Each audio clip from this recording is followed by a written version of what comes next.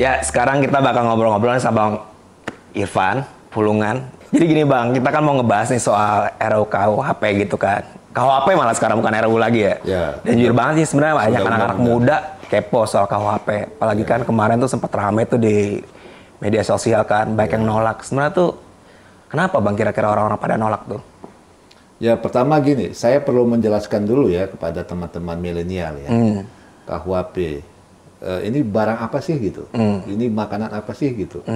Kan jangan nanti perspektifnya, ayo kita tolak-tolak karena rame di media sosial. Betul, ikut-ikutan gitu Bang ya. Tapi nggak tahu sebenarnya substansinya apa. Jadi namanya KUHP, Kitab Undang-Undang Hukum Pidana. Gitu. Ada juga KUHA Perdata, Kitab Undang-Undang Hukum Perdata. Nah, pidana itu mengatur apa? Artinya mengatur hubungan orang per orang dalam konteks adanya kejahatan.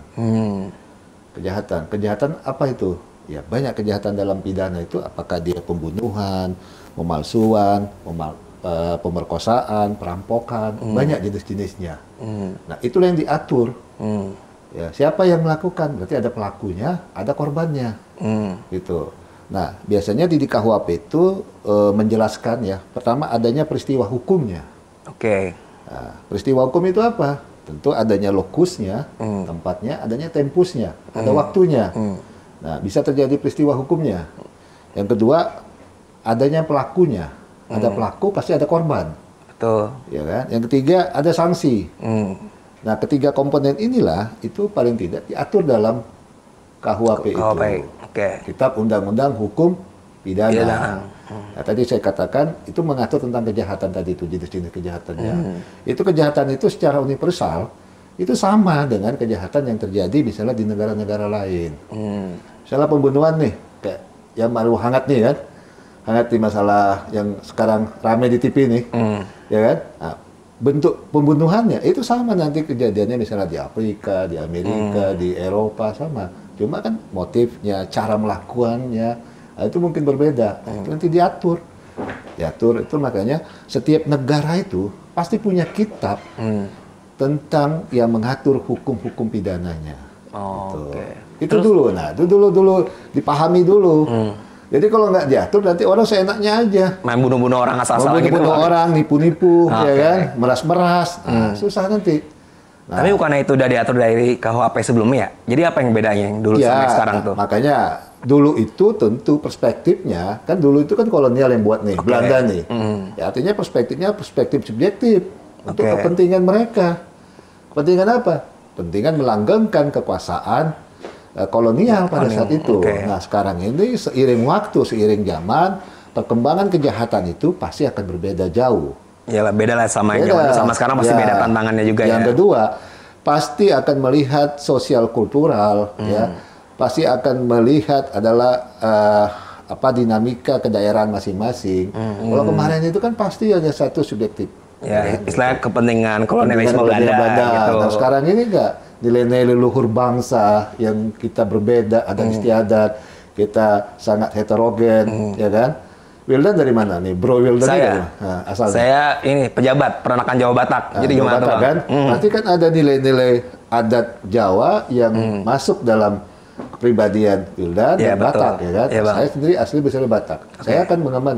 Beda dengan misalnya di Kalimantan, bagaimana kultur-kulturnya, nilai-nilainya, kan? Nah, itu. Nah, kalau di Eropa kan hanya homogen. Lebih besar kan homogen, kan?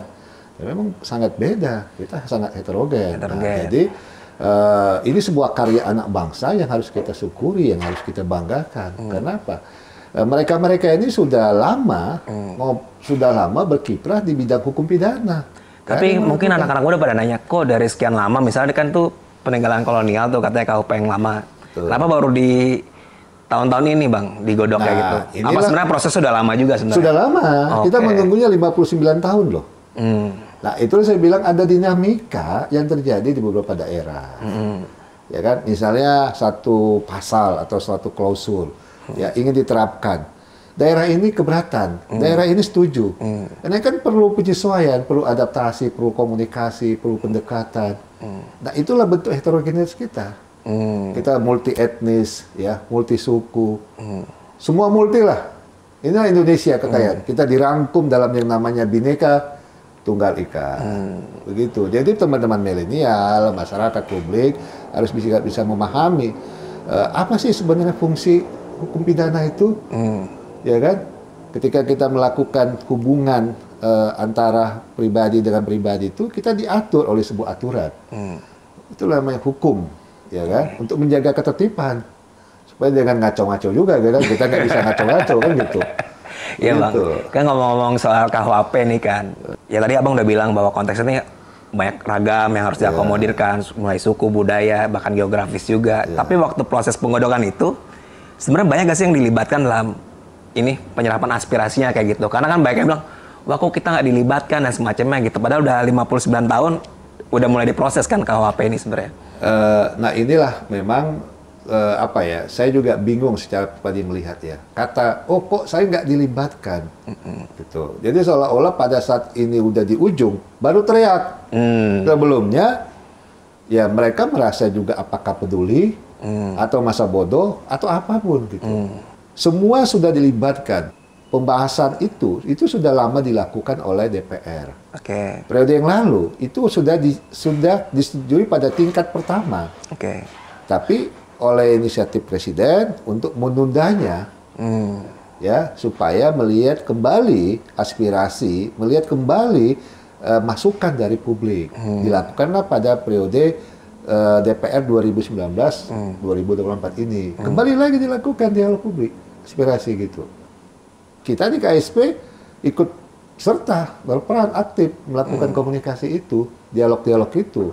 Nah bahkan pemerintah sudah membuka kanal-kanal untuk menyalurkan aspirasinya, silakan. Nah, saya juga heran, kenapa kok katanya, kok kami nggak dilibatkan? Dilibatkan itu dalam bentuk apa? Itu kan semua, apa kata itu? Kadang-kadang mungkin dia baru habis bangun tidur, dia teriak-teriak, oh kami nggak dilibatkan. Kan? Kebanyakan nonton Piala Dunia kali. Jadi saya nggak yakin, ya kata-kata tidak dilibatkan itu apa namanya bukan menjadi sebuah alasan gitu. Kelompok kampus, ya, kelompok mahasiswa, kelompok organisasi masyarakat, pemerhati hukum, ya semuanya itu dimintai aspirasinya, baik yang dilakukan oleh pemerintah maupun yang dilakukan oleh DPR. Gitu. Yang kedua, kan nggak juga sebenarnya ada keharusan, ya kami harus mengundang si A yang merasa tidak dilibatkan, nggak juga begitu. Tapi kan dalam segmen yang lebih luas, ya kita lihat konteksnya, apakah misalnya yang bersangkutan ya memang benar-benar ingin memberikan aspirasinya, ya ingin memberikan masukannya terhadap perubahan KUHP ini, ya selalu pasti. Saya yakin itu ketika misalnya mereka ingin memberikan masukan itu, semua dirangkul kok. Gitu. Begitu Bro William. Ya. Nih Bang, kan juga baik yang kepo juga nih soal KUHP, kenapa harus sampai nunggu 3 tahun dulu nih masa transisi katanya untuk sosialisasi. Oh ya, itu memang kita butuh adaptasi. Itu saya bilang tadi. Dan apa yang kira-kira akan dilakukan gitu sama pemerintah? Ya, pertama memang ya masa adaptasi, masa transisi dari mindset berpikir orang itu siapapun ya, atau juga pelaksana nanti dari KUHP ini, aparat penegak hukum, itu harus digeser mindsetnya dari KUHP lama yang itu semata-mata untuk pembinaan, penjeraan ya. Hukuman yang lebih kuat, ya berpikir mindsetnya digeser, karena dalam KUHP ini ya itu melihat penghukumannya adalah penghukuman pidana modern gitu. Di situ lihat ada korektif, rehabilitatif dan restoratif gitu. Ya, jadi tidak semata-mata tentang pemidanaan, pemenjaraan gitu. Kalau yang kemarin kan lebih pada unsur misalnya pembenjaraan balas dendam. Kamu salah, apa namanya diancam dalam KUHP lama itu dengan ancaman hukuman 5 tahun ya, itu bisa dipenjara, gitu. Atau misalnya ancamannya yang lebih rendah pun itu dimungkinkan untuk ditahan. Ingat misalnya ada kejadian seorang nenek-nenek untuk makan ya, dia ambil coklat apa ya, padahal untuk kebutuhan primer hidupnya makannya, dia dihukum karena kekuatan media sosial, dia bisa ini. Nah, besok-besok itu nggak akan bisa terjadi lagi seperti itu. Gitu. Jadi nanti akan dirubah model pemidanaannya, ya kan? Apakah nanti masih tetap ada pembinaan penjara, badan itu ada nanti sanksi, denda dan kerja sosial. Wah, ini menarik. Maksudnya kerja sosial gimana tuh, Bang? Lebih fleksibel gitu. Ya, nanti akan dibentuk itu turunannya peraturan yang melihat situasi-situasi yang ada seperti itu. Yang kedua pasti tugas pemerintah dan DPR melakukan sosialisasi kepada semua stakeholders, kepada semua komponen masyarakat ya, supaya tadi itu menyatukan perspektif ya terhadap KUHP lama dengan KUHP baru, ya kan? Tentu ini kerja kita semua, tidak bisa juga kita menyerahkan ini tugas dari pemerintah atau tugas dari DPR. Tugas kita semua. Jika kalau ya kita menginginkan adanya suatu produk hukum yang dibuat oleh anak bangsa ini, ya ini menjadi bagian sebuah hukum nasional kita, hukum pidana nasional kita gitu. Tapi bisa dibilang nggak KUHP yang sekarang ini sebenarnya bentuk kemandirian atau nggak kemerdekaan Indonesia juga gitu dari tata hukum yang lama gitu, Bang? Pintar, Bro Will. Bisa dibilang kayak gitu, Bang? Bisa saja kan? Seharusnya anak-anak muda tuh harusnya malah bangga ya dengan KUHP ini ya? Iya, harus bangga dong. Iyalah. Produk anak bangsa kan? Anak bangsa ya, bukan produk kolonial ya? Kolonial. Benar-benar. Itu. Mungkin ini pertanyaan terakhir, Bang. Jujur aja kan anak-anak muda nih mungkin nggak baca sebenarnya KUHP kan. Dia cuma makan isu-isu negatif yang ada di sosial media gitu. Mungkin ada tips dari Abang seharusnya bagaimana sih kita bersikap dalam KUHP ini? Karena jujur kalau aku sendiri ngeliat, wah anak muda bagus nih, dia mengkritisi kebijakan, regulasi, tapi kadang kalau nggak dalam juga kan juga bahaya juga gitu. Kita nggak ngeliat sisi kelebihan dari KUHP gitu, Bang. Ya, memang kita menyadari ya, seiring zaman itu cara pandang ya pasti agak berbeda. Ya, bisa jadi misalnya hari ini kelompok-kelompok muda, kelompok-kelompok milenial itu kan lebih pada mereka melihat dinamika yang terjadi di media sosial, ya kan? Nah, media sosial ini menjadi sebuah informasi yang mereka dapatkan. Nah, saya juga menghimbau ya kepada teman-teman milenial ya, adik-adikku ya, generasi penerus ini, supaya tidak selalu percaya dengan apa yang perdebatan ada atau informasi yang ada di media sosial. Sosial. Kalau Anda ingin kritis, carilah informasi sedapat mungkin yang itu menambah wawasan pengetahuan. Jangan terpancing dengan perdebatan yang sifatnya malah kita merasa terpinggirkan gitu. Jadi supaya lebih fokus ya mencari sumber-sumber informasi yang akurat gitu. Ya bisa berdialog, bisa tanya kepada siapapun yang memang mereka memahami konten-kontennya gitu. Karena kan media sosial ini sangat luar biasa. Isinya orang suzon semua. Itu bisa merubah mindset pemikiran orang kan. Media sosial itu perlu ya sebagai media komunikasi. Tapi cerdaslah dalam melakukan media sosial. Bijaklah dalam melakukan media sosial. Gitu ya, Bang. Jangan cuma teriak-teriak tapi sebenarnya nggak tahu apa yang dipermasalahin gitu, Bang. Ya kasihan kalau hanya ikut-ikutan ya kan. Ikut-ikutan dong. Ya. Kasihan kalau hanya sebagai objek. Lebih bagus kita sebagai subjek yang kita bisa mengorganize, mengkoordinasikan sesuatu gitu. Kalau kita sebagai subjek, ya kita akan selamanya akan merasa ikut-ikutan gitu.